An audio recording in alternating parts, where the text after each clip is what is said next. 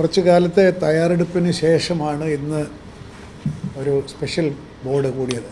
Board എല്ലാ ആഴ്ചയും കൂടുന്നുണ്ട്, പക്ഷേ ശബരിമലയ്ക്ക് വേണ്ടി മാത്രമായിട്ട് ഉള്ളൊരു സ്പെഷ്യൽ ബോർഡാണ് ഇന്ന് കൂടിയത്. ബോർഡ് കൂടാൻ എളുപ്പമാണെങ്കിലും അതിൻ്റെ അജണ്ട തയ്യാറാക്കി തീരുമാനങ്ങൾ ശുപാർശകളായി ഇന്ന് കൊണ്ടുവന്ന് കുറേയേറെ കാര്യങ്ങൾ നമുക്ക് തീരുമാനിക്കാൻ സാധിച്ചു. ഇത് മുഴുവനായിട്ടില്ല, ഇനിയും ഒരുപാട് തീരുമാനങ്ങൾ വരാനിരിക്കുന്നേ ഉള്ളൂ. എങ്കിലും ശബരിമല തീർത്ഥാടനവുമായിട്ട് ബന്ധപ്പെട്ട് നമ്മുടെ അനുഭവങ്ങളിലുണ്ടായിട്ടുള്ള പോരായ്മകൾ, കുറവുകൾ, അന്വേഷണങ്ങൾ അതൊക്കെ പരിഹരിച്ച് അതിനൊക്കെ എന്തു ചെയ്യാം എന്ന തരത്തിൽ പരിഹാരമുണ്ടാക്കിക്കൊണ്ട് ഉള്ള ചില തീരുമാനങ്ങളാണ് ഇന്ന് എടുത്തിരിക്കുന്നത്. ഇത് കോംപ്രഹെൻസീവ് അല്ല, ഇനിയും തീരുമാനങ്ങൾ വരാനുണ്ട്. എങ്കിലും ഇന്ന് നമ്മളെടുത്ത തീരുമാനങ്ങൾ പ്രധാനപ്പെട്ടതാണെന്ന് എനിക്ക് തോന്നുന്നു. 3 കാര്യങ്ങളിൽ ഊന്നിയാണ് ഈ എല്ലാ തീരുമാനങ്ങളെയും നമുക്ക് കാണാൻ പറ്റുന്നത്. ഒന്ന്, ശബരിമലയിലെ ശുചിത്വം, ശബരിമലയിലെ പ്രവർത്തനങ്ങളുടെ സുതാര്യത. 3, ശബരിമലയിലെ പ്രവർത്തനങ്ങളുടെ കാര്യക്ഷമത. അപ്പോൾ ശുചിത്വം, സുതാര്യത, കാര്യക്ഷമത, ഈ 3 പില്ലറിലാണ് ഞങ്ങളുടെ ഈ തീരുമാനങ്ങളെല്ലാം ആരൂഢിച്ചിരിക്കുന്നത്. ഒരുപക്ഷേ ഈ തീരുമാനങ്ങൾ ഞാൻ പറഞ്ഞു കഴിയുമ്പോൾ ഈ 3 കാറ്റഗറിയിൽ, 3 വെർട്ടിക്കൽസിൽ നിങ്ങൾക്കിതിനെ കാണാൻ സാധിക്കും. ഏറ്റവും പ്രധാനമായിട്ട് എനിക്ക് തോന്നുന്ന ഒരു കാര്യം, ശബരിമല ഇപ്പോൾ ദേവസ്വം ബോർഡ് തന്നെ ഒരു വളരെ ബൃഹത്തായിട്ടുള്ള ഒരു ഡിജിറ്റൽ ട്രാൻസ്ഫോർമേഷൻ പദ്ധതിക്ക് നമ്മളും കിറ്റ്ഫ്രൈയുമായി ധാരണാപത്രം ഒപ്പിടുകയും അതിൻ്റെ പ്രവർത്തനങ്ങൾ ആരംഭിക്കുകയും ചെയ്തിട്ടുണ്ട്. എന്നാൽ ദേവസ്വം ബോർഡിൻ്റെ എല്ലാ ക്ഷേത്രങ്ങളുടെയും ഡിജിറ്റൈസേഷൻ കഴിഞ്ഞ് ശബരിമലയിൽ ചെയ്താൽ പോരാ. നേരെ മറിച്ച് ഈ വർഷം തന്നെ ഈ ഡിജിറ്റൈസേഷൻ്റെ പൂർണ്ണമായ പ്രയോജനം ശബരിമലയിലെ എല്ലാ പ്രവർത്തനങ്ങൾക്കും കിട്ടുക എന്നുള്ളതാണ് ലക്ഷ്യം. മറ്റൊരു ഭാഷയിൽ പറഞ്ഞാൽ ഇപ്രാവശ്യത്തെ ശബരിമല തീർത്ഥാടനത്തിൻ്റെ നടത്തിപ്പ് എല്ലാ മേഖലകളിലും ഡിജിറ്റൈസേഷൻ കൊണ്ടുവന്നുകൊണ്ട് ഡിജിറ്റൽ ട്രാൻസ്ഫോർമേഷൻ ഉണ്ടാകും ശബരിമല തീർത്ഥാടനത്തിൻ്റെ കാര്യത്തിൽ. ഇൻ ദ മാറ്റർ ഓഫ് പേയ്മെൻറ്റിൻ്റെ കാര്യത്തിലായാലും, വഴിപാട് ബുക്കിങ്ങിൻ്റെ കാര്യത്തിലായാലും, റൂം ബുക്കിങ്ങിൻ്റെ കാര്യത്തിലായാലും, സാലറിയുടെ കാര്യത്തിലായാലും ഒക്കെ തന്നെ പരമാവധി എന്ന് പറഞ്ഞാൽ 99% ഡിജിറ്റൽ പേയ്മെൻറ്റേ സ്വീകരിക്കുന്നുള്ളൂ. ഒറ്റപ്പെട്ട കേസുകൾ വന്ന് എന്തെങ്കിലും ചെയ്യണം, അതല്ലാതെ ടോട്ടലി ഡിജിറ്റൽ പേയ്മെൻറ്റിലേക്ക് പോവുകയാണ് ശബരിമല, ഡിജിറ്റൽ ട്രാൻസ്ഫോർമേഷനിലേക്ക്. ഇതാണ് ഏറ്റവും ദൂരവ്യാപകമായിട്ടുള്ളൊരു തീരുമാനം. 2, അവിടെ എല്ലാം കൂടി 600-ലേറെ മുറികളുണ്ട്, 690ഓളം മുറികളുണ്ട് ശബരിമലയിൽ. ഈ മുറികളിൽ കേവലം 190 മുറിയാണ് ഓൺലൈനിൽ ഈ വർഷങ്ങളിലൊക്കെ തീർത്ഥാടകർക്ക് കിട്ടിയിട്ടുള്ളത്. കുറേ മുറികൾ വകുപ്പുകൾ കൈവശം വച്ചിട്ടുണ്ട്, ദേവസ്വം ബോർഡിലെ ഉദ്യോഗസ്ഥർ കൈവശം വച്ചിട്ടുണ്ട്, പലതും വെച്ചിട്ടുണ്ട്. ആർക്കും അറിഞ്ഞുകൂടാത്ത ആളും കൈവശം വെച്ചിട്ടുണ്ട്. ഏതായാലും ഞങ്ങളൊരു വലിയ കണക്കെടുത്തിട്ട്, കാര്യമായിട്ടൊന്നും സംഭവിച്ചില്ല, ഒരു പോയിന്റ് പറഞ്ഞിട്ടുണ്ട്. ഞങ്ങളൊരു കണക്കെടുത്തിട്ട് ഈ 690 മുറികളിൽ ഏതാണ്ട് 550 മുറികളും തീർത്ഥാടകർക്കായി ലഭ്യമാക്കണം എന്നുള്ളതാണ് ഒന്നാമത്തെ തീരുമാനം. അതായത് ആവശ്യമില്ലാതെ കൈവച്ചിരിക്കുന്നവരുടെയൊക്കെ മുറി എടുക്കുകയും 550ഓളം മുറികൾ ലഭ്യമാക്കുമെന്ന് മാത്രമല്ല, അവിടെ ഈ എല്ലാ മുറിയും ഓൺലൈനിലൂടെ മാത്രമായിരിക്കും ബുക്കിംഗ്. കഴിഞ്ഞ വർഷങ്ങളിലൊക്കെ ശബരിമല ഞങ്ങൾക്ക് ഏറ്റവും കൂടുതൽ അപകീർത്തി ഉണ്ടാക്കിയിട്ടുള്ളൊരു കാര്യം, ഈ വാങ്ങിക്കുന്ന ഡെപ്പോസിറ്റ് തുക മടക്കി കൊടുക്കുന്നതിനകത്തുള്ള കാലതാമസം. ഒരുപാട് നല്ലൊരു തുക ഡെപ്പോസിറ്റായിട്ട് വാങ്ങിക്കുകയും അത് സമയത്തിന് മടക്കി കൊടുക്കാതിരിക്കുകയും ചെയ്യുന്ന ഒരുപാട് ആരോപണങ്ങൾക്കും മനപ്രയാസത്തിനും കാരണമായിട്ടുണ്ട്. അതുകൊണ്ട് ഇപ്രാവശ്യം നമ്മൾ ബോർഡ് തീരുമാനിച്ചത് ഡെപ്പോസിറ്റ് വേണ്ട, പക്ഷേ 12 മണിക്കൂർ നേരത്തേക്ക് എടുക്കുന്ന മുറിയുടെ തുക അഡ്വാൻസായിട്ട് കൊടുക്കണം. വന്നില്ല എങ്കിൽ 5 ദിവസത്തിന് മുമ്പ് പറഞ്ഞാൽ വീൽ റീഫണ്ട് ദി എമൗണ്ട്. എന്തോ ഒരു ചെറിയ അത് നോക്കണം, എത്ര ഒരു 10% റീറ്റെയിൻ ചെയ്തിട്ട് ബാക്കി കൊടുക്കും. 5 ദിവസത്തിന് ശേഷമാണെങ്കിൽ കുറച്ചുകൂടെ larger amount will be lost. അങ്ങനെ ഒരു രീതിയിലേക്ക് പോവുകയാണ്. ഡെപ്പോസിറ്റ് ഇല്ല, പക്ഷേ 50 രൂപ നമ്മൾ സർവീസ് ചാർജായിട്ട്, നോൺ റീഫണ്ടബിൾ സർവീസ് ചാർജായിട്ട് എടുക്കും. അങ്ങനെ എടുക്കുന്നത് സർവീസ് വർദ്ധിപ്പിക്കാൻ തന്നെയാണ് എന്നുള്ളത് അടുത്ത തീരുമാനത്തിൽ നിന്ന് നിങ്ങൾക്ക് മനസ്സിലാവും. അതെന്താണെന്ന് ചോദിച്ചാൽ, ഇപ്പോൾ നിങ്ങൾക്കറിയാം, അവിടെ വന്നിട്ടുള്ളവർക്കറിയാം, ശബരിമലയിൽ ഹൗസ് കീപ്പിംഗ് എന്നൊരു സംവിധാനമില്ല. ഒരാൾ മുറി ഉപയോഗിച്ച് പോകുന്നു, അടുത്തയാൾക്ക് കൊടുക്കുന്നു. അത് മാറ്റിയിട്ട് നമ്മൾ ശബരിമലയിലെ ഈ 550 മുറികളുടെയും ഞങ്ങളുടെ ഗസ്റ്റ് ഹൗസിൻ്റെയും ഒക്കെ തന്നെ ഹൗസ് കീപ്പിംഗ് ഔട്ട്സോഴ്സ് ചെയ്യണം. ഹൗസ് കീപ്പിംഗ് ഔട്ട്സോഴ്സ് ചെയ്യുമെന്ന് പറഞ്ഞാൽ അതിൻ്റെ എക്സ്പ്രഷൻ ഓഫ് ഇൻട്രസ്റ്റിൻ്റെ ടേംസ് ആൻഡ് കണ്ടീഷൻസ് ഇന്ന് അംഗീകരിച്ചു.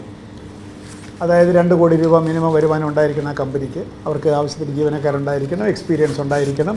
ഈ 550 മുറികളുടെയും ഹൗസ് കീപ്പിംഗ് അവർ നടത്തും. എന്ന് പറഞ്ഞാൽ കട്ടിലും മെത്തയൊക്കെ ഉള്ള മുറിയാണെങ്കിൽ അത് ബെഡ്ഷീറ്റ് മാറ്റുക, തലയണ മാറ്റുക, ക്ലീൻ ചെയ്യുക തുടങ്ങി എല്ലാ കാര്യത്തിലും ആ ഏജൻസിയുടെ ചുമതലയായിരിക്കും ഈ മുറികളുടെ ശുചിത്വവും ക്ലീൻനെസ്സും ഒക്കെ ഉറപ്പുവരുന്നത്. അപ്പോൾ ഔട്ട്സോഴ്സ് ചെയ്യുന്നതോടുകൂടി നമുക്കതിൻ്റെ ഈ വരുന്ന പിൽഗ്രിംസിന് മുറിയുടെ എക്സ്പീരിയൻസ് നന്നാവും എന്ന് ഉറപ്പ് വരുത്താൻ ഞങ്ങൾക്ക് സാധിക്കും.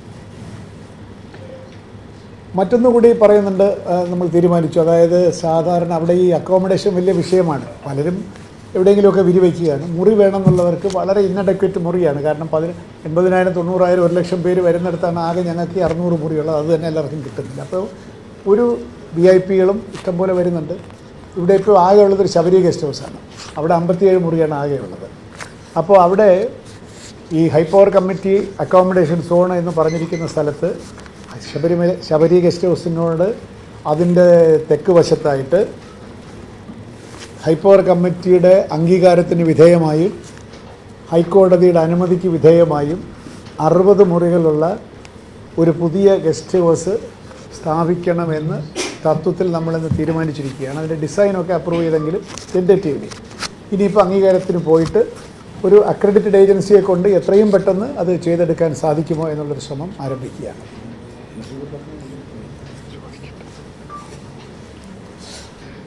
പിന്നുള്ളത് ഇതിന് വേറെ മറ്റൊരു കാര്യം, ഈ ശബരിമല സീസൺ അങ്ങോട്ട് തുടങ്ങിക്കഴിയുമ്പോൾ പലതരത്തിലുള്ള വിളികളും റിക്വസ്റ്റുകളും ഒക്കെയാണ് വരുന്നത്, പരാതികൾ. ഇതൊന്നും ഇപ്പോൾ ഹാൻഡിൽ ചെയ്യാൻ ഞങ്ങളുടെ സംവിധാനം പോരാ. അതുകൊണ്ട് ഈ ദേവസ്വം ബോർഡ് ആസ്ഥാനത്ത് നവംബർ 1 തീയതി മുതൽ ജനുവരി 30 വരെ, നവംബർ, ഡിസംബർ, ജനുവരി 90 ദിവസം 24/7 പ്രവർത്തിക്കുന്ന ഒരു ശബരിമല ഫെസ്റ്റിവൽ കൺട്രോൾ റൂം ഈ ദേവസ്വം ബോർഡ് പ്രമിസസിൽ പ്രവർത്തിക്കും. 24 മണിക്കൂറും പ്രവർത്തിക്കും. അത് ഒരു ഡെപ്യൂട്ടി കമ്മീഷണറുടെ നേതൃത്വത്തിൽ 24/7 പ്രവർത്തിക്കുന്ന ഒരു Sabarimala festival control room Devaswom board, നന്തൻകോടുള്ള ദേവസ്വം ബോർഡ് ആസ്ഥാനത്ത് പ്രവർത്തിക്കും. അതുവഴി ഞങ്ങൾക്ക് അവിടെ നടക്കുന്ന കാര്യങ്ങളും ഡിജിറ്റൽ ട്രാൻസ്ഫോർമേഷൻ ഉള്ളതുകൊണ്ട് തന്നെ അവിടെ നടക്കുന്ന റിയൽ ടൈം കാര്യങ്ങൾ അറിയാൻ പറ്റും, പരാതികൾ പരിഹരിക്കാൻ പറ്റും, ശബരിമലയിലെ സ്ഥിതി എന്താണെന്ന് ഞങ്ങൾക്ക് കാണാൻ പറ്റും. AI ക്യാമറയൊക്കെ വരികയാണല്ലോ. അപ്പോൾ അങ്ങനെ നമുക്കിവിടെ ഇരുന്നുകൊണ്ട് തന്നെ കാര്യങ്ങൾ കുറച്ചുകൂടെ ക്രമീകരിക്കാനും നിയന്ത്രിക്കാനും സാധിക്കത്തക്ക രീതിയിൽ ഒരു transformation in the management and conduct of the ഫെസ്റ്റിവലിൽ കൊണ്ടുവരാനാണ് ഇപ്പോൾ ഉദ്ദേശിച്ചിരിക്കുന്നത്. ഇനി വരുമ്പോഴത്തേക്ക് ഇടത്താവളങ്ങൾ എന്നൊരു ഇന്നലെ മീറ്റിങ്ങിലൊക്കെ പറഞ്ഞു. ഇടത്താവളങ്ങൾ കഴിഞ്ഞ പ്രാവശ്യമൊക്കെ ഞങ്ങൾ നടത്തിയ ഇടത്താവളങ്ങളെപ്പറ്റി ഒരുപാട് പരാതിയാണ്. വേണ്ടത്ര മുന്നൊരുക്കങ്ങളില്ലാതെ കുറേ ഇടത്താവളങ്ങൾ സ്ഥാപിച്ചു. അത് മാറ്റിയിട്ട് പലയിടത്തും ഇപ്പോൾ ക്ഷേത്രങ്ങളോ അല്ലെങ്കിൽ ക്ഷേത്ര ഉപദേശക സമിതികളോ വോളണ്ടറി സംഘടനകളൊക്കെ നടത്തുന്നുണ്ട്. അതൊക്കെ നടത്തിക്കോട്ടെ. പക്ഷേ ബോർഡ് നേരിട്ട് നടത്തുന്ന കുറച്ച് എണ്ണമുണ്ടെങ്കിലും കുറ്റമറ്റ ഇടത്താവളങ്ങൾ സ്ഥാപിക്കും. അഥവാ ഞങ്ങളുടെ ഇടത്താവളങ്ങൾ കുറ്റമറ്റതായിരിക്കും എന്ന് പറഞ്ഞാൽ അവിടെ ഭക്ഷണമുണ്ടായിരിക്കും, ടോയ്ലറ്റ് ഉണ്ടായിരിക്കും, വിരിവയ്ക്കാൻ സ്ഥലമുണ്ടായിരിക്കും, പാർക്കിംഗ് ഉണ്ടായിരിക്കും. ഇതെല്ലാമുള്ള സ്ഥലങ്ങളിൽ മാത്രം ദേവസ്വം ബോർഡ് കുറ്റമറ്റ രീതിയിലുള്ള ഇടത്താവളങ്ങൾ നടത്തും. പിന്നെ ദേവസ്വം ബോർഡ് അവിടെ അല്ല, ഇപ്പോൾ നമ്മൾ മരാമത്തിൻ്റെ പണികളൊക്കെ ആരംഭിച്ചിരിക്കുകയാണ്. നമ്മൾ ടെൻഡറൊക്കെ പബ്ലിഷ് ചെയ്തിട്ടുണ്ട്. ഇനിയും ടെൻഡറുകൾ വന്നുകൊണ്ടിരിക്കുകയാണ്. അപ്പോൾ സാധാരണ ശബരിമലയിൽ പറയുന്നത് എന്താണെന്ന് എല്ലാം ലാസ്റ്റ് മിനിറ്റിൽ കൊണ്ടൊരു അഡ്ജസ്റ്റ്മെൻ്റാണ് എന്നൊക്കെ ചിലർ പറഞ്ഞു കേൾക്കാറുണ്ട്. ഏതായാലും ഇപ്രാവശ്യം മുതൽ ഇനി അതിൻ്റെ ആവശ്യമില്ല. അവിടെ ടെൻഡറുകൾ നേരത്തെ നടത്തുന്നതെന്ന് മാത്രമല്ല, ഞങ്ങളുടെ സ്റ്റാഫിനും പ്രൊട്ടക്ഷൻ വേണം, കരാറുകാർക്കും പ്രൊട്ടക്ഷൻ വേണം. അതുകൊണ്ട് ഒരു ടെക്നിക്കൽ ക്വാളിറ്റി ഓഡിറ്റ് ടീം എന്ന് പറഞ്ഞ ഒരു ടീമിനെ നമ്മൾ സജ്ജീകരിക്കും. ഒരു ഇൻഡിപെൻഡൻറ്റ് ടീം, ഇവിടെ ഉള്ളവരല്ല, പുറത്തുനിന്ന് റിട്ടയർ ചെയ്തവരോ വളരെ ഇൻറ്റഗ്രിറ്റി ഉള്ളതായിട്ട് പേര് കേട്ടവരോ ആയിട്ടുള്ള 3 എഞ്ചിനീയേഴ്സ് അടങ്ങുന്ന ഒരു റിട്ടയർഡ് ചീഫ് എഞ്ചിനീയർ, ഒരു retired superintending engineer electrical, retired ഒരു സൂപ്രണ്ടിങ് എഞ്ചിനീയർ ലെവലിലുള്ള സിവിൽ, അങ്ങനെ 3 പേരടങ്ങുന്ന ഒരു ടീമിനെ നമ്മൾ ശബരിമലയിൽ നടക്കുന്ന സിവിൽ ആൻഡ് ഇലക്ട്രിക്കൽ വർക്കുകളുടെ ക്വാളിറ്റി ഓഡിറ്റ് ചെയ്തു തരാനായിട്ട് നിയോഗിക്കും. ഇത് ശബരിമലയിലെ പ്രവർത്തനങ്ങൾക്ക് കൂടുതൽ അക്കൗണ്ടബിലിറ്റി ഉണ്ടാക്കും. അല്ലാതെ ഈ ഫെസ്റ്റിവൽ കഴിഞ്ഞിട്ട് പരാതികൾ കിടകൊടുക്കുക എന്നുള്ളതല്ല. It will be made more accountable through A quality assurance audit team. കുറച്ചു കാലമായിട്ട് ശബരിമലയിൽ ശബരി തീർത്ഥം, അഥവാ അതിന് തീർത്ഥക്കുളമില്ല. അവിടെ ഭസ്മക്കുളം എന്ന് പറഞ്ഞ തീർത്ഥമല്ല. കാരണം അത് വാസ്തുപരമായി ഏറ്റവും തെറ്റായ സ്ഥാനത്താണ് ഭസ്മക്കുളം പ്രവർത്തിക്കുന്നത്. കിഴക്ക് വടക്കേ മൂലയിലാണ് ഏത് ക്ഷേത്രത്തിൻ്റെയും തീർത്ഥം. പത്മതീർത്ഥം എന്തുകൊണ്ടാണ് കിഴക്ക് വടക്ക് മൂലയിൽ? അത് ആ ക്ഷേത്രത്തിന് ആനുപാതികമായിട്ട് അവിടെയാണ് വരേണ്ടത്. ശബരിമലയിൽ ഇതിനു മുമ്പ് ഇത് വേണമെന്നൊക്കെ ദേവപ്രശ്നത്തിൽ തെളിഞ്ഞെങ്കിലും കഴിഞ്ഞ വർഷമൊക്കെ അത് നടത്താൻ ശ്രമിച്ചെങ്കിലും പല കാരണങ്ങളാൽ നടന്നില്ല. ഇപ്രാവശ്യം നമ്മൾ ഏതായാലും അത് വാസ്തു വിദ്യാ ഗുരുകുലത്തിനെ ഒരു കൺസൾട്ടൻ്റായിട്ട് ഏൽപ്പിച്ചുകൊണ്ട് വാസ്തുക്കാരെയും എക്സ്പേർട്സിനെയൊക്കെ ഒന്നും കൂടി കൺസൾട്ട് ചെയ്തിട്ട് എത്രയാണ് ഏറ്റവും മിനിമം സൈസിൽ അവിടെ കുളം ഉണ്ടാകേണ്ടത് അത് ഉണ്ടാക്കാനും ദേവസ്വം ബോർഡ് നേരിട്ട്, അതിന് സ്പോൺസറൊന്നും വേണ്ട. ഭഗവാൻ തീർത്ഥക്കുളം ഉണ്ടാക്കാൻ ബോർഡിന് സ്പോൺസറിൻ്റെ ആവശ്യമില്ല. ഞങ്ങൾ നേരിട്ട് വാസ്തുവിദ്യാ ഗുരുകുലത്തിന് ഒരു കൺസൾട്ടൻ്റാക്കി വെച്ചുകൊണ്ട് അടിയന്തരമായിട്ട് ആ പ്രവൃത്തികൾ ഏറ്റെടുക്കാനാണ് തീരുമാനം. സന്നിധാനത്താണ്. സന്നിധാനത്ത് തീർത്ഥമില്ലാത്ത ക്ഷേത്രമാണല്ലോ അത്. ഭസ്മക്കുളത്തിൻ്റെ തീർത്ഥമല്ല. അതോടുകൂടി എല്ലാ ജനങ്ങളുടെ ദുര്യോഗങ്ങളും മാറിക്കിട്ടും എന്നും കൂടിയാണ് എൻ്റെ വിശ്വാസം. ഇനി മറ്റൊന്ന് നമ്മൾ 2-3 ആഴ്ചയ്ക്ക് മുമ്പ് കൊച്ചിയിൽ വെച്ചിട്ട് ഒരു AI ആർട്ടിഫിഷ്യൽ ഇൻ്റലിജൻസിൻ്റെ ക്യാമറകളെ പറ്റിയും അതിനെപ്പറ്റിയൊക്കെ ഒരു ചർച്ച നടത്തിയിരുന്നു. അതിൻ്റെ അടിസ്ഥാനത്തിൽ പോലീസ് ഹെഡ് ക്വാർട്ടേഴ്സ് അംഗീകരിച്ചിട്ട് ഒരു പ്രപ്പോസൽ ഞങ്ങൾക്ക് തന്നിട്ടുണ്ട്. അത് വിശദമായിട്ട് നമ്മൾ പരിശോധിച്ചിട്ടില്ല, ഇന്ന് കിട്ടിയതേ ഉള്ളൂ. പക്ഷേ തത്വത്തിൽ അത് അംഗീകരിച്ചു, നടപ്പിലാക്കണം. പക്ഷേ എങ്ങനെ നടപ്പിലാക്കണം അത് കുറച്ചുകൂടെ പരിശോധിക്കണം. അത് ഫസ്റ്റ് ഫേസിൽ തന്നെ 17 കോടി രൂപയാണ് പറയുന്നത്. അത് ഞങ്ങൾക്ക് അത്രയും പൈസ ഉണ്ടോ, അത് സ്പോൺസറെ കണ്ടുപിടിക്കണം തുടങ്ങിയ കാര്യങ്ങൾ ആലോചിച്ചിട്ടേ ഉള്ളൂ. പക്ഷേ തത്വത്തിൽ അംഗീകരിക്കുകയും ഈ വർഷത്തെ തീർത്ഥാടനത്തിൻ്റെ കൺട്രോള് ആളുകളെ നിയന്ത്രിക്കുന്നതിന് AI ക്യാമറകൾ ഉപയോഗിച്ചുകൊണ്ട് ഒരു AI എനേബിൾഡ് കൺട്രോൾ റൂം പ്രവർത്തിക്കാനും ക്രൗഡ് മാനേജ്മെൻറ്റ് കുറച്ചുകൂടെ ശാസ്ത്രീയമാക്കാനുമുള്ള ധാരണയാണ് പ്രവർത്തിച്ചുകൊണ്ടിരിക്കുന്നത്. അത് ഇനി എങ്ങനെ പ്രാവർത്തികമാക്കണം എന്നുള്ളത് നമുക്ക് നോക്കണം. അല്ലല്ല, അത് അവിടുത്തെ ഞാൻ ഈ പറയുന്ന അവിടുത്തെ ആക്ച്വൽ കൺട്രോൾ റൂമാണ്, ക്രൗഡ് കൺട്രോൾ റൂമാണ്. അത് പോലീസിൻ്റെയും മറ്റ് വിഭാഗങ്ങളെല്ലാം കൂടി ഇരുന്നിട്ട് AI ക്യാമറ വെച്ചിട്ട് അതെങ്ങനെയാണ് ഉദ്ദേശിക്കുന്നതെന്ന് പറഞ്ഞാൽ കുറേ ചർച്ച ചെയ്തു. ഇപ്പം നിലയ്ക്കൽ നിന്നൊരാളെ വിടുന്നു, കുറച്ച് പേരെ വിടുന്നു. ഇപ്പോൾ KSRTC തോന്നിയ പോലെ ബസ്സിൽ ആളെ കൊണ്ട് അവിടെ വിടും. ശരിക്കും പറഞ്ഞാൽ പമ്പയിൽ ആൾ നിറഞ്ഞു നിൽക്കുകയായിരിക്കും. അപ്പോഴാണ് ഇതിൻ്റെ കൺട്രോളും കോർഡിനേഷനും ഇത് റിയൽ ടൈമായിട്ട് നമുക്ക് മോണിറ്റർ ചെയ്താൽ മരക്കൂട്ടത്ത് എത്ര പേര് നിൽക്കുന്നു, വഴിയിൽ എത്ര പേര് നിൽക്കുന്നു, സന്നിധാനത്തിൻ്റെ സ്ഥിതി എന്താണ്, നിലയ്ക്കലിൻ്റെ സ്ഥിതി എന്താണ്, ഇത് ക്യാമറ തന്നെ പറയും, ഈ സിസ്റ്റം തന്നെ പറയും. നിങ്ങൾ 30 ബസ് റിലീസ് ചെയ്തോളൂ, ഇവിടെ ഇത്രയും സ്ഥലമുണ്ട്, ഇപ്പോൾ വേണ്ട, ഹാഫ് ആൻ അവർ ഹോൾഡ്. ഇത് നമുക്ക് റിയൽ ടൈം ബേസിൽ ചെയ്തിട്ടുണ്ടെങ്കിൽ ആളുകൾ ആവശ്യമില്ലാതെ ക്യൂ നിൽക്കുന്നതും ബുദ്ധിമുട്ടും നമുക്ക് ഒഴിവാക്കാൻ സാധിക്കും.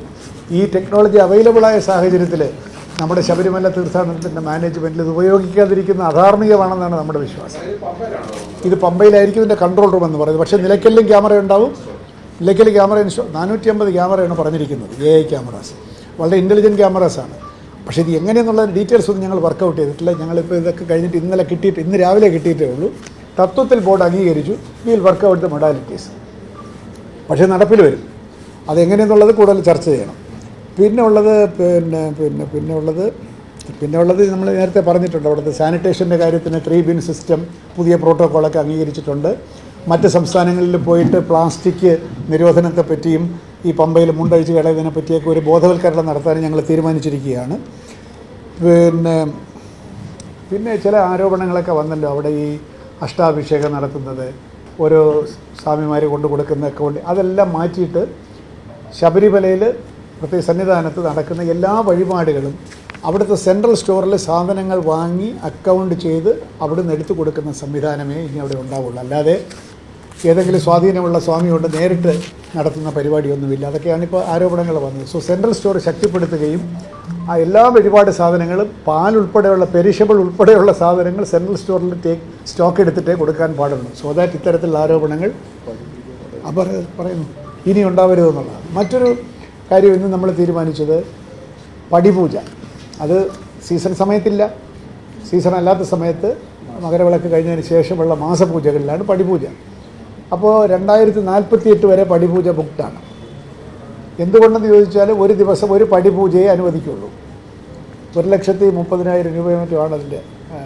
അപ്പോൾ 2048 വരെ ബുക്ക്ഡാണ്. ഇത് കുറച്ച് കാലമായിട്ട് നമ്മുടെ പരിഗണനയിലുള്ളതാണ്. കോടതിയും ഒരിക്കൽ ഇങ്ങനെ പറഞ്ഞു. അങ്ങനെ ഇന്ന് നമ്മൾ തന്ത്രിയുടെ ഒരു അഭിപ്രായമൊക്കെ ചോദിച്ചപ്പോൾ തന്ത്രി പറഞ്ഞു പൂജ ഒന്നേ ഉള്ളൂ, 18 പടിയും പൂജിക്കുക എന്നുള്ളതാണ്. എത്ര പേര് വഴിപാട് രസീതെടുക്കും എന്നുള്ളത് ബോർഡിന് തീരുമാനിക്കാം. അതിൻ്റെ അടിസ്ഥാനത്തിൽ അവിടെ എത്ര പേർക്ക് ഇരിക്കാം എന്നുള്ളത് കണക്കാക്കിയിട്ട് 5 പടിപൂജ ടിക്കറ്റുകൾ ഒരു ദിവസം കൊടുക്കാം എന്നാണ് ഇപ്പോഴത്തെ ഞങ്ങളുടെ തീരുമാനം. എന്ന് പറഞ്ഞാൽ 2048 വരെ ബുക്ക് ചെയ്തവരെ വിളിച്ചിട്ട് നിങ്ങൾക്ക് അഡ്വാൻസ് ചെയ്യാൻ താല്പര്യമുണ്ടോ എങ്കിൽ 2048 ബുക്ക് ചെയ്തവന് ചിലപ്പോൾ 30 കിട്ടും, 30 ബുക്ക് ചെയ്തവന് ചിലപ്പോൾ 28 കിട്ടും. അങ്ങനെ വരുമ്പോൾ ബാക്കി വരുന്ന സ്ലോട്ടുകൾ നമുക്ക് ഇപ്പോൾ തന്നെ കൊടുക്കാൻ സാധിക്കും. ഒരു ദിവസം 5 പൂജ എന്നുള്ളത് ഒരുപാട് ആരോപണങ്ങളും ഒക്കെ ഒഴിവാക്കാൻ സാധിക്കും. 5 പേർക്ക് ഇരിക്കാം, 5 കൂട്ടർക്ക് ഇരിക്കാൻ പറ്റില്ല. കാരണം ഒരാളുടെ കൂടെ ഒരു 5-6 പേരൊക്കെ വരും. അപ്പോൾ അങ്ങനെ ഒരു വലിയ തീരുമാനം ഇന്ന് എടുത്തിരിക്കുകയാണ്. അതെ, അപ്പോൾ അതാണ് ഈ 10 മാസം കൊണ്ട് ഞങ്ങൾ കണക്കാക്കിയപ്പോൾ തന്നെ സാമ്പത്തികം പറയല്ല, 10 മാസം കൊണ്ട് ഏതാണ്ട് 200 പൂജ നമുക്ക് പുതുതായിട്ട് കൊടുക്കാൻ പറ്റും അഡീഷണലായിട്ട്. റേറ്റിലൊന്നും വ്യത്യാസമില്ല, അവിടെയൊന്നും ഞങ്ങളൊന്നും തുടങ്ങില്ല. ഇപ്പം നിലവിലുള്ള റേറ്റ്. പിന്നെ ലാസ്റ്റ് പോയിൻ്റായിട്ട് എനിക്ക് പറയാനുള്ളത്, കഴിഞ്ഞ വർഷം നമുക്ക് ഇൻഷുറൻസ് ഉണ്ടായിരുന്നില്ല ഈ മരിച്ചു പോകുന്ന തീർത്ഥാടകർ. അത് പല കാരണങ്ങളാൽ നടന്നില്ല അത്. പക്ഷേ ഒരു റിലീഫ് ഫണ്ടെന്ന് പറഞ്ഞ് നമ്മൾ ഈ ടിക്കറ്റിൻ്റെ കൂടെ വിർച്വൽ ക്യൂ ടിക്കറ്റിൻ്റെ കൂടെ 5 രൂപ വാങ്ങിച്ചിട്ട് കുറച്ച് പണം ഇവിടെ ഉണ്ട്, ആ പൈസയിൽ നിന്ന് കൊടുക്കാമെന്നായിരുന്നു ഉദ്ദേശം. പക്ഷേ അതെന്തൊക്കെയോ നിയമപരമായിട്ടൊക്കെ പരിശോധിച്ച ബുദ്ധിമുട്ടാണെന്നൊക്കെ പറയാൽ ഇന്ന് ബോർഡ് വളരെ ധീരമായിട്ട് തീരുമാനിച്ചു ആ ഫണ്ടിൽ നിന്ന് ഈ മരിച്ചവരുടെ അപേക്ഷകൾ പരിഗണിച്ചിട്ട് 1 ലക്ഷം രൂപ വെച്ചിട്ട് കൊടുക്കണം. 1 ലക്ഷം രൂപ വീതം, 1 ലക്ഷം രൂപ വെച്ചിട്ട്. 54 പേരോ മറ്റാണ് കഴിഞ്ഞ പ്രാവശ്യം മരിച്ചത്. 54 പേരോളം മരിച്ചുപോയി. പൈസയൊന്നും കൊടുത്തിട്ടില്ല, കാരണം ഇൻഷുറൻസ് ഉണ്ടായിരുന്നില്ല. ഇതെടുക്കുന്നത് ചില ഏതായാലും ഇതും തീർത്ഥാടകർ തന്ന കാശാണ്, മരിച്ചുപോയവർക്ക് കൊടുക്കാൻ വേണ്ടി തന്നെയാണ് ഉദ്ദേശിച്ചത്, കൊടുക്കാൻ തീരുമാനിച്ചിരിക്കുകയാണ്. ഈ വർഷത്തെ ഇൻഷുറൻസ് LIC വേണ്ടി ഞങ്ങൾ ചർച്ച ചെയ്തുകൊണ്ടിരിക്കുകയാണ്. LIC ഒരു ഓഫർ തരികയാണെങ്കിൽ പ്രീമിയം നമുക്ക് റീസണബിൾ ആണെങ്കിൽ അത് സ്വീകരിക്കും. അല്ല എങ്കിൽ ഈ ഫണ്ടിൽ നിന്ന് തന്നെ ഈ വർഷവും ഇൻഷുറൻസ് കവറേജ് അല്ലെങ്കിൽ അവരുടെ ഇത് ഉണ്ടാവും. ഇതിപ്പോൾ 1 ലക്ഷമേ കൊടുക്കാൻ തീരുമാനിച്ചിട്ടുള്ളൂ. അടുത്ത LIC ആയിട്ട് ചർച്ച ചെയ്തിട്ട് തീരുമാനിക്കും. പിന്നെ ശരിക്കും പറഞ്ഞാൽ ഇത്രയും ഡെത്ത് നമുക്ക് ഒഴിവാക്കാൻ പറ്റും. കുറച്ചുകൂടെ ബോധവൽക്കരണം ഉണ്ടെങ്കിൽ, കുറച്ചുകൂടെ മെഡിസിൻസ് അവിടെ അവൈലബിൾ, ചില ദിവസവും കഴിക്കുന്ന മെഡിസിൻസ് കിട്ടാത്ത അങ്ങനെയൊക്കെ ഉണ്ട്. അതൊക്കെ നമ്മൾ കുറച്ചുകൂടെ ശ്രദ്ധിക്കുന്നുണ്ട്. പമ്പയിൽ കുറച്ചുകൂടെ അവരെ സ്ക്രീൻ ചെയ്ത് കയറാൻ ഇതൊക്കെയാണ്. ഞാൻ വല്ല വിട്ടുപോയെങ്കിൽ ബഹുമാനപ്പെട്ട മെമ്പർമാർ പറഞ്ഞു, ഞാൻ മാത്രം പറഞ്ഞാൽ പോരല്ലോ, ഞാൻ വല്ല വിട്ടുപോയിട്ടുണ്ടെങ്കിൽ. ഒരുപാട് കൗണ്ടർ നവീകരിച്ചു. അത് പറഞ്ഞു. ഒരുപാട് കൗണ്ടർ ഇപ്പം ഉള്ളത് സന്നിധാനത്ത് തള്ളുന്നത് അല്ലേ, അത് മാറ്റി ഇത് നവീകരണം, അതായത് പോലീസുകാരിക്കുന്ന ആ ഭാഗത്ത് നിന്ന് 3-4 കൗണ്ടറുകൾ. അതായത് ഇപ്പോൾ നിങ്ങളവിടെ പോയിട്ടുള്ളവരല്ലേ പറഞ്ഞു, ഇപ്പോൾ എക്സിക്യൂട്ടീവ് ഓഫീസർ ഇരിക്കുന്ന നമ്മുടെ മെയിൻ ക്ഷേത്രത്തിൻ്റെ ലെഫ്റ്റ് സൈഡിൽ എക്സിക്യൂട്ടീവ് ഓഫീസറിൻ്റെ ഒരു ഓഫീസും അതിൻ്റെ മുമ്പിൽ ഒരു വരാന്തയുണ്ട്, അറിയാമല്ലോ.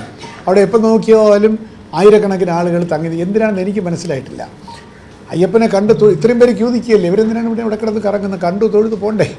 എത്രയും നേരത്തെ അവിടെ ഈ 2 ക്യൂ കൗണ്ടറാണ് അവിടുത്തെ പ്രശ്നം. നെയ്യഭിഷേക കൗണ്ടർ, അവിടെ കൗണ്ടറിൻ്റെ വല്ല ആവശ്യമുണ്ടോ? അപ്പോൾ ആ കൗണ്ടർ എടുത്ത് മാറ്റി താഴെ വിശാലമായിട്ടുള്ള 10-20 കൗണ്ടറുകൾ നമ്മൾ, അതാണ് അദ്ദേഹം പറഞ്ഞത്. അതുകൊണ്ട് ഈ ഏരിയ ക്ലീനായിട്ട് കിടക്കണം. ഇവിടെ പിന്നെ മേൽശാന്തിയെ കാണാനും തന്ത്രിയെ കാണാനുള്ള തള്ളേ ഉണ്ടാവുള്ളൂ. വേറെ വല്ല പറയുന്നുണ്ട്, വില പെട്ടുവരും. കരുതൽ ഫണ്ട് അല്ലല്ല, ജീവനക്കാർ തീർത്ഥാടകരിൽ നിന്ന് ഞങ്ങൾ പിരിച്ച പൈസയാണത്. അവരുടെ വെൽഫെയറിന് വേണ്ടി എന്ന് പറഞ്ഞിട്ട് പിരിച്ച പൈസയാണ്, ജനറൽ ഫണ്ടൊന്നുമല്ല. അങ്ങനെയുള്ള ഒരു അബദ്ധം ഇവിടെ കാണിക്കത്തില്ല.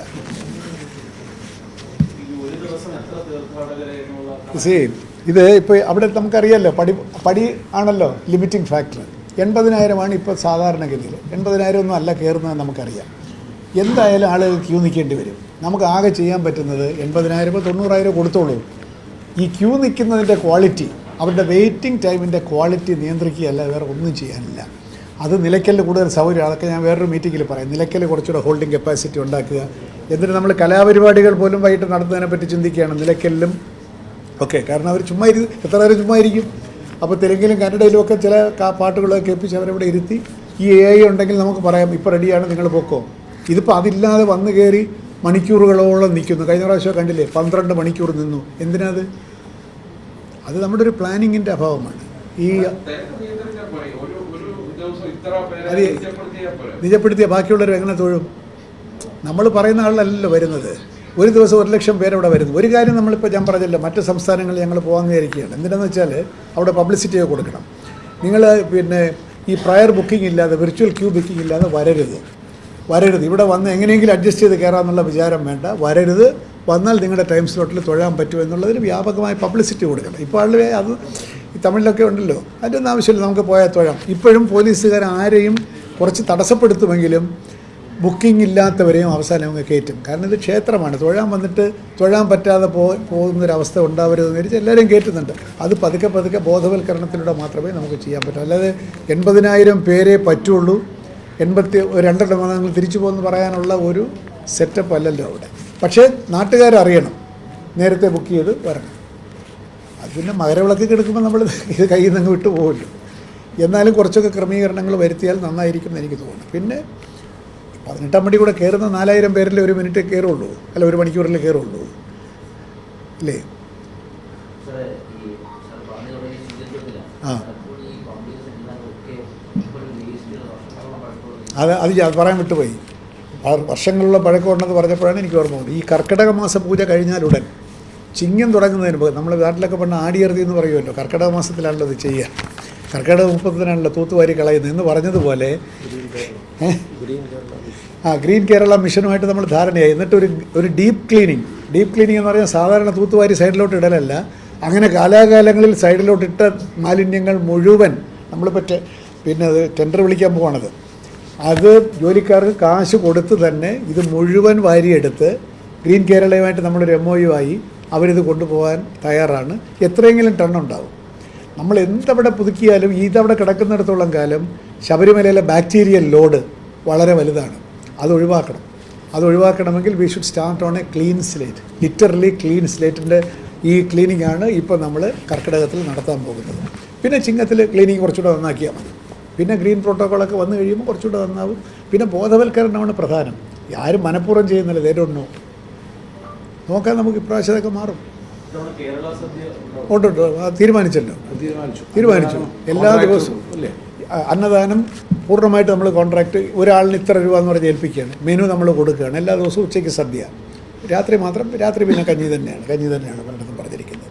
രാവിലെ ഇഡ്ഡലി, ദോശ തുടങ്ങിയ സാധനങ്ങൾ വളരെ മാന്യമായ രീതിയിൽ അവിടെ. അത് എവിടെയൊക്കെ പിന്നെ പമ്പയിൽ, നിലയ്ക്കലിലും പമ്പയിലും എരുമേലിയിലും സന്നിധാനത്ത് 4 നമ്മളിതിന് പ്രത്യേകം ടെൻഡർ വിളിച്ചു കൊടുക്കും. നിലയ്ക്കലെടുക്കുന്നവൻ പമ്പ അവിടെ എടുക്കരുത്, അവനവിടെ കോൺസെൻട്രേറ്റ് ചെയ്തോണം എന്നുള്ള നിലയ്ക്ക് നമ്മളവിടെ ഇലക്ട്രോണിക് കൗണ്ടർ വയ്ക്കാമെന്ന് വിചാരിക്കണം. നമ്മൾ വേറെ ഒന്നും അറിയേണ്ട കാര്യമില്ല. എത്ര പേര് കഴിച്ചു, ഇവന് വിഭവങ്ങളെല്ലാം കൊടുത്തു, ഇത്ര അറിഞ്ഞാൽ പോരെ, അതനുസരിച്ച് പൈസ കൊടുക്കണം. ഇതിപ്പോൾ അങ്ങനെയല്ല അവിടുത്തെ സിസ്റ്റം. വെജിറ്റബിൾ ഞങ്ങൾ വാങ്ങിച്ചു കൊടുക്കുന്നു, ലേബറെ കുറേ സപ്ലൈ ചെയ്യുന്നു, അവൻ കുറേ ഇതിൻ്റെ ഒന്നും ആവശ്യമില്ല. അവരെല്ലാം കൂടെ കോമ്പോസിറ്റായിട്ട് കൊടുക്കുക, നമ്മൾ ക്വാളിറ്റി എൻഷുർ ചെയ്യുക, നമ്പർ എൻഷുർ ചെയ്യുക, സുതാര്യത വരുത്തുക എന്നുള്ളതാണ് 2ാമത്തെ പില്ലറാണ് സുതാര്യത. ഒരു നിയന്ത്രണം നേരത്തെ കോടതി ഏർപ്പെടുത്തിയിട്ടുള്ള നിയന്ത്രണമല്ലാതെ ഞങ്ങളായിട്ട് ഒരു അപരാധവും കാണിച്ചിട്ടില്ല. പക്ഷേ മാധ്യമങ്ങളുമായിട്ട് കുറച്ചും കൂടെ വേറെ എന്തെങ്കിലും ഒരു ഫോറം വേണമെന്ന് നമ്മളിങ്ങനെ വിചാരിക്കുന്നുണ്ട്. ഒരു ഇഷ്യൂ വന്നിട്ട് നമ്മൾ റിയാക്ട് ചെയ്യല്ല, വരാനിരിക്കുന്ന ഇഷ്യൂ നമുക്കത് പിന്നെ ചിന്തിക്കാം, സമയമുണ്ടല്ലോ. നമ്പറോട് അടുപ്പിച്ചിട്ട് മാധ്യമങ്ങളുമായിട്ടുള്ള റിലേഷൻഷിപ്പ് കുറച്ചുകൂടെ നിങ്ങളുടെ പ്രവൃത്തികൾ നന്നാക്കാനും പ്രവർത്തനം നന്നാക്കാനും ഞങ്ങൾക്ക് ബുദ്ധിമുട്ടില്ലാതെയൊക്കെ നമുക്ക് ചെയ്യാൻ പറ്റില്ല. അത് പ്രത്യേകിച്ച് രൂപരേഖയൊന്നും ഇല്ലെങ്കിൽ അത് നമ്മൾ ധാരണയായിട്ടുണ്ട്. ഒന്നുമില്ല, ഇൻഡിവിജ്വൽ സ്പോൺസർഷിപ്പ് ഞാൻ ഇന്നത് തന്നു കളയാമെന്ന് പറഞ്ഞ് ഇങ്ങോട്ട് വരുന്നവരാരും നമ്മൾ എൻകറേജ് ചെയ്യുന്നില്ല. അതൊക്കെ വഴിപാടായിട്ട് അവിടെ പൈസ കൊണ്ടിടുകയോ എന്താണെന്ന് വെച്ചാൽ കൊടുത്തോളൂ. പക്ഷേ ഞങ്ങൾക്ക് വേണ്ട സ്പോൺസർഷിപ്പ് എന്താണെന്നുള്ളതിനെപ്പറ്റി നമുക്കൊരു ധാരണയായിട്ടുണ്ട് ഇപ്പം.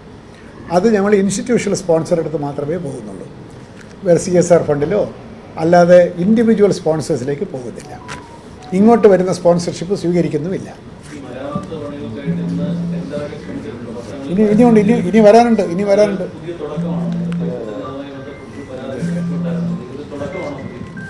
അല്ല, നേരത്തെയും ഒക്കെ ഉണ്ടാവും, നമുക്കറിഞ്ഞൂടെ. ഞാൻ ഏതായാലും എല്ലാ പ്രമുഖ പത്രങ്ങൾക്കും കൊടുക്കണമെന്ന് ശർക്കരയുമായി ബന്ധപ്പെട്ട് ഞങ്ങൾ മഹാരാഷ്ട്രയിൽ പരസ്യം കൊടുക്കാൻ പോകും.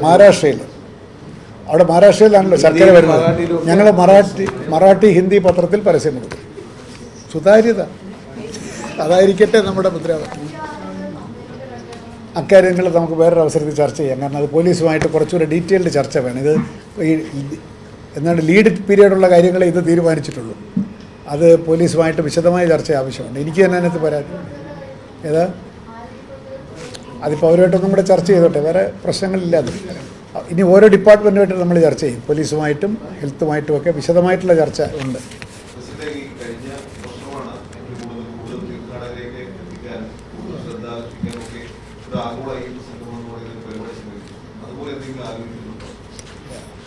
ഒന്നുകൊണ്ടറിയണം രണ്ടിൻ്റെ ബലാബലം എന്നാണല്ലോ ഒരു തത്വം. അതുകൊണ്ട് പുതിയ സംഗമങ്ങളൊന്നും തന്നെ ഇല്ല. അയ്യപ്പന് പബ്ലിസിറ്റിയുടെ ആവശ്യമില്ല. He is the most popular God in the world.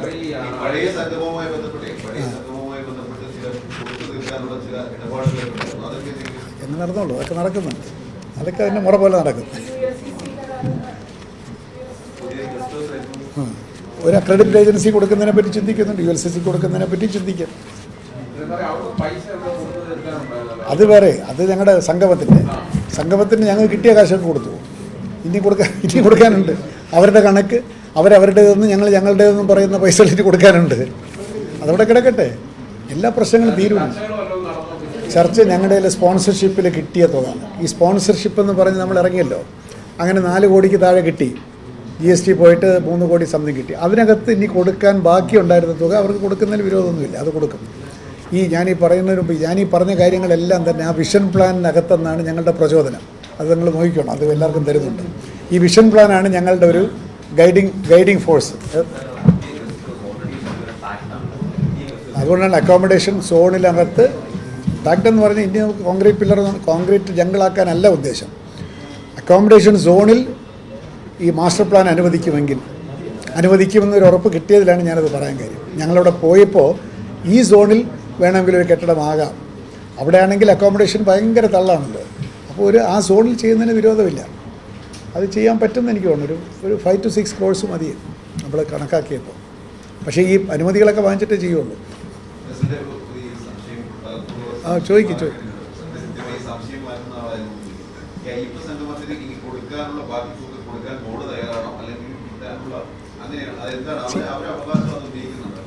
ഉണ്ട്. ഇതിനകത്തിപ്പോൾ കൂടുതൽ നിഗൂഢതകളൊന്നുമില്ല ഇതിനകത്ത്. അവരുടെ കണക്കനുസരിച്ച് 6 കോടി സംതിങ് ഞങ്ങൾ കൊടുക്കണം. അത് ഞങ്ങളുടെ ഓഡിറ്റർ അതൊന്നും സമ്മതിച്ചിട്ടില്ല. ഞങ്ങളുടെ കണക്കനുസരിച്ചിട്ട് കൊടുക്കേണ്ട പൈസ കൊടുക്കണമെങ്കിൽ തന്നെ ഇനിയും കുറച്ചുകൂടെ കൊടുക്കാനുണ്ട്. ഞങ്ങൾ അംഗീകരിച്ച തുക കൊടുക്കണമെങ്കിൽ തന്നെ ഇത്തിരി കൂടെ കൊടുക്കാനുണ്ട്. ആ തുക ഞങ്ങളുടെ ഫണ്ടിൽ നിന്ന് എടുത്ത് കൊടുക്കാൻ കോടതി ഞങ്ങളെ അനുവദിച്ചിട്ടില്ല. സ്പോൺസർഷിപ്പ് വഴിയേ കൊടുക്കാൻ പാടുള്ളൂ. അങ്ങനെ സ്പോൺസർഷിപ്പ് വഴി ഇനി നടന്നു പോയൊരു ഇവൻറ്റിന് ഇനി സ്പോൺസർഷിപ്പ് നടന്ന് പിരിക്കാൻ സാധ്യമല്ല. അപ്പോൾ സ്പോൺസർഷിപ്പ് കിട്ടിയ എമൗണ്ട് ഞങ്ങളുടെ കയ്യിലുള്ളത് പൂർണ്ണമായിട്ട് അവർക്ക് കൊടുക്കും. അപ്പോഴും ഞങ്ങൾ തമ്മിലൊരു ചെറിയ വ്യത്യാസം അവിടെ കിടക്കും. അത് കാലാന്തരത്തിൽ നമുക്ക് എന്തെങ്കിലും പരിഹരിക്കാം. കാലം മാറ്റാത്ത മുറിവുകളുണ്ടെന്നൊക്കെ ചോദിക്കില്ലേ എന്ന് പറഞ്ഞ പോലെ എന്തെങ്കിലും പരിഹരിക്കാം. ചിലപ്പോൾ അവർ റൈറ്റ് ഓഫ് ചെയ്യുമായിരിക്കും. ബോർഡിൻ്റെ ഫണ്ടിൽ നിന്ന് ഇപ്പോൾ എടുക്കാൻ സാധ്യമല്ല. കാരണം court has explicitly banned do not take any money, general fund എടുക്കാൻ പാടില്ല. അല്ലെങ്കിൽ നമുക്ക് കൊടുത്തൂടെ? കൊടുക്കാൻ പറ്റില്ല. ഇപ്പോൾ അത് പോരെ, തീർന്നിട്ടില്ല.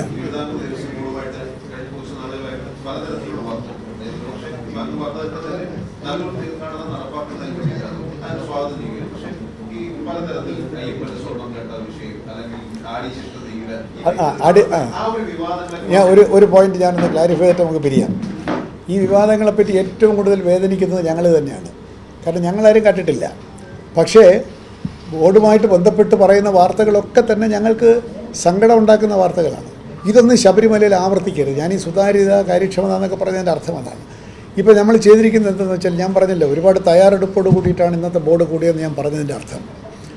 ഇവിടുത്തെ ഓഡിറ്റ് വിഭാഗത്തിൻ്റെ അടുത്തും വിജിലൻസ് വിഭാഗത്തിൻ്റെ അടുത്തും നമ്മൾ പല കാര്യങ്ങൾ ചോദിച്ച് മനസ്സിലാക്കി. എന്തുകൊണ്ടാണ് അവിടെ ഇതൊക്കെ ആവർത്തിക്കുന്നത്? What are the systemic failures? System failure എന്താണ്?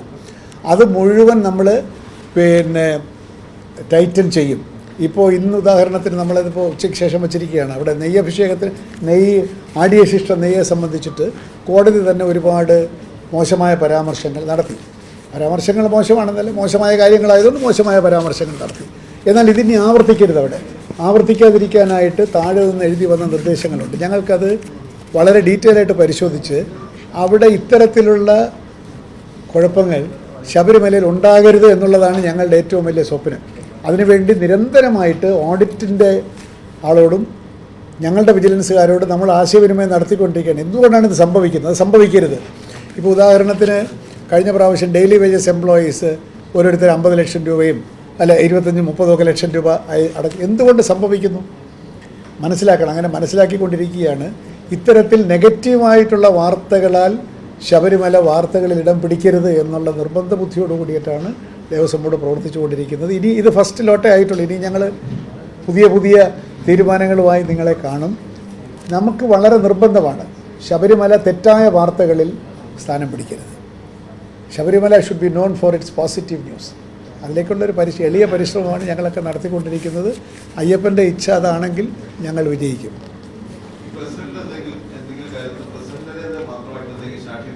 എനിക്കൊരു ശാഠ്യമല്ല, നന്നായിട്ട് നടത്തണം എന്നുള്ളൊരു ശാഠ്യമല്ലേ. അയ്യപ്പനേ ഉള്ളു ശാഠ്യം നന്നായിട്ട് നടത്തണം. എനിക്കുമുണ്ട്, അതല്ല വേറെ എന്താ.